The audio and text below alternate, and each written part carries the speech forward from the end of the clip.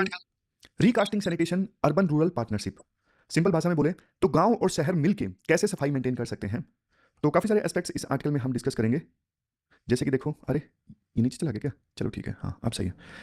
जैसे सबसे पहले हम ये डिस्कस करेंगे स्वच्छ भारत मिशन की असली कहानी क्या है। टॉयलेट्स बन गए लेकिन वेस्ट का क्या हुआ, क्या वेस्ट ठीक से मैनेज हो रहा है या नहीं हो रहा है।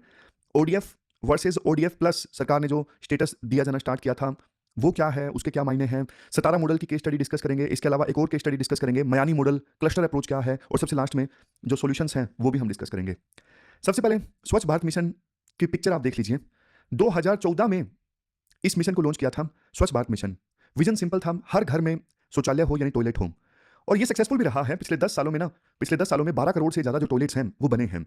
और रूरल इंडिया ने ना खुद को ओडीएफ डिक्लेयर किया है। ओडीएफ मतलब open defecation free. Open defecation जैसे जिनके घरों में टॉयलेट नहीं होता वो खुले में शौच जाते हैं, तो उस चीज को बोलते हैं ओपन डेफिकेशन। और अगर ये चीज खत्म कर दी जाए तो ये मतलब ओपन डेफिकेशन फ्री। तो देखो, rural India open defecation free हुआ, मतलब लोग अब खुले में सोच नहीं जाते। इससे देखो डिजीज भी कम हुए हैं और महिलाओं की जो डिग्निटी है वो भी बची है। सोच के देखो, जिन घरों में टॉयलेट नहीं होता था उस घर में भी जो महिलाएं हैं वो बाहर जाती थी सोच करने के लिए।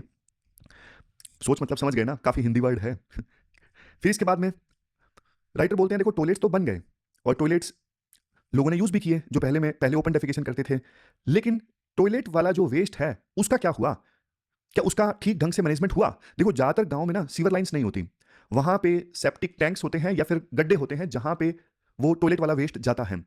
अब जब देखो ये टैंक, सेप्टिक टैंक वगैरह भर जाते हैं ना, तो फिर उनका क्या होता है, यही आज देखो सबसे बड़ा सवाल है। जो ह्यूमन वेस्ट है वो गड्ढे में एक जगह नीचे इकट्ठा होता रहता है और बाद में उसका क्या होता है। राइटर देखो बहुत इंपॉर्टेंट बात बोलते हैं। वो बोलते हैं कि स्वच्छ भारत मिशन की जो सक्सेस है वो इस बात से नहीं मेजर की जानी चाहिए कि कितने टॉयलेट्स हमने बना दिए। मतलब देखो, अगर आपने टॉयलेट्स बना दिए लेकिन टॉयलेट में नीचे जो सेप्टिक टैंक है जहां पे ह्यूमन वेस्ट जाता है, अगर आपको उस ह्यूमन वेस्ट को जो सेप्टिक टैंक के अंदर है उसको आपने ढंग से मैनेज नहीं किया, तो वो देखो जमीन में रिसेगा और इससे जो ग्राउंड वाटर पोल्यूशन है वो बढ़ेगा, या फिर उसे नदियों में बहाया जाएगा तो नदियां पोल्यूट होंगी, बीमारी फैलेगी।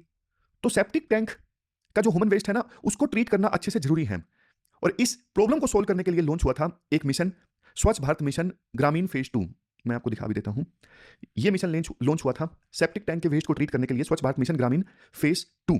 इसका फोकस सिर्फ टॉयलेट्स पे नहीं था, इसका फोकस बल्कि ओडीएफ प्लस पे था, यानी ओपन डेफिकेशन फ्री प्लस।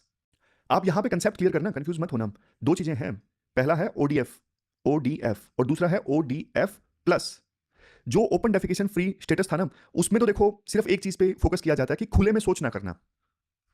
और दूसरा जो है ओडीएफ प्लस, इसमें क्या है, ओपन डेफिकेशन फ्री स्टेटस जो है उसको तो मेंटेन करना ही, मतलब खुले में शौच नहीं करना, लेकिन इसके साथ साथ सॉलिड और जो लिक्विड वेस्ट है उसको ठीक ढंग से मैनेज करना। सॉलिड लिक्विड ह्यूमन वेस्ट जो है उसका जो मैनेजमेंट है वो ओपन डेफिकेशन फ्री प्लस में आता है। समझ गए? ओडीएफ प्लस मतलब ओडीएफ स्टेटस को मेंटेन करना, प्लस में इसके साथ साथ सॉलिड एंड लिक्विड वेस्ट को मैनेज करना। तो आप डेटा नोट कर लो, अक्टूबर 2025 तक ना इंडिया के 97% जो विलेजेस हैं वो अब देखो ओडीएफ प्लस बन चुके हैं। 97% विलेजेस यानी टोटल 5.68 लाख विलेजेस। लेकिन देखो जो फिकल स्लज मैनेजमेंट है अभी भी देखो वीक लिंक है। फिकल स्लज मैनेजमेंट अभी भी वीक लिंक है पेरी अर्बन और रूरल एरियाज में।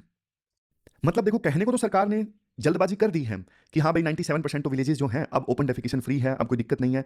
लेकिन देखो ग्राउंड रियलिटी कुछ और कहती है। ग्राउंड रियलिटी कहती है जो ये फिकल स्लज मैनेजमेंट है ना वो अभी भी वीक है। फिकल स्लज मैनेजमेंट मतलब जैसे वो ह्यूमन वेस्ट है, चाहे वो सॉलिड है या फिर लिक्विड है, या फिर उसमें फ्लश का जो पानी है, टॉयलेट का पानी भी ऐड हो जाता है उसमें।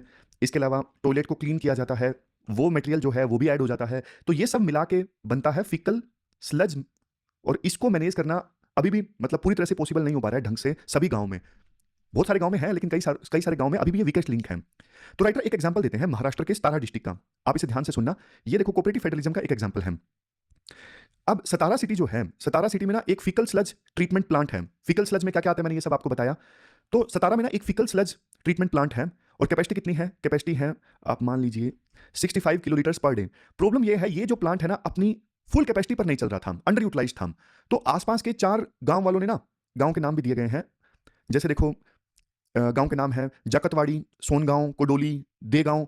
अब ये 4 गांव ने ना हाथ मिलाया आपस में और इन्होंने क्या किया, जो सेप्टिक टैंक्स भर रहे थे ना उसकी सफाई के लिए ना इन्होंने म्युनिसिपैलिटी वालों से हाथ मिला लिया।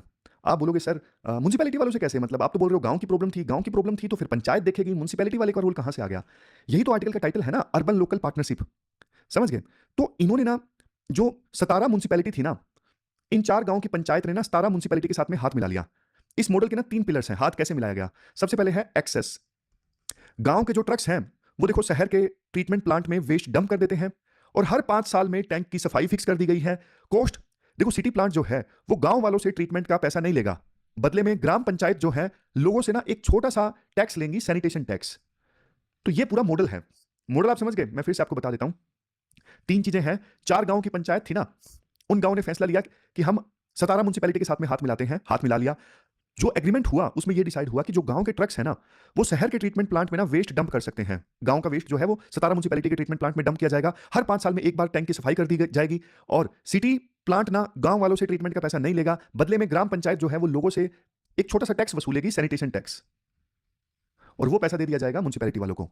रिजल्ट, शहर का जो प्लांट है उसका देखो फुल यूज होगा, गांव वालों को सस्ती और सेफ सफाई मिलेगी और इन्वायरमेंट बच जाएगा। तो ये पहली केस स्टडी है। इसके बाद देखो दूसरी केस स्टडी की बात की जाती है। ये है मयानी मॉडल।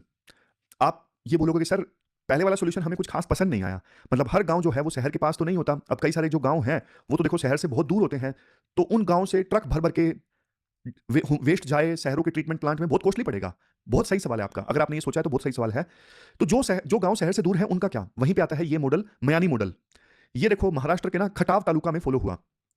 मयानी जो है वो देखो एक बड़ा गांव है, यहां पे शहर वाला जो प्लांट है वो एक्सेस करना मुश्किल था, तो मयानी गांव वालों ने डिसाइड किया कि हम अपना जो प्लांट है वो खुद बनाएंगे। तो मयानी गांव में ना अब एक क्लस्टर लेवल ये जो वेस्ट ट्रीटमेंट प्लांट है एफएसटीपी बन रहा है। समझ रहे हो? मतलब ये प्लांट अकेला नहीं है, ये प्लांट आसपास के 80 नेबरिंग गांव को सर्व करेगा।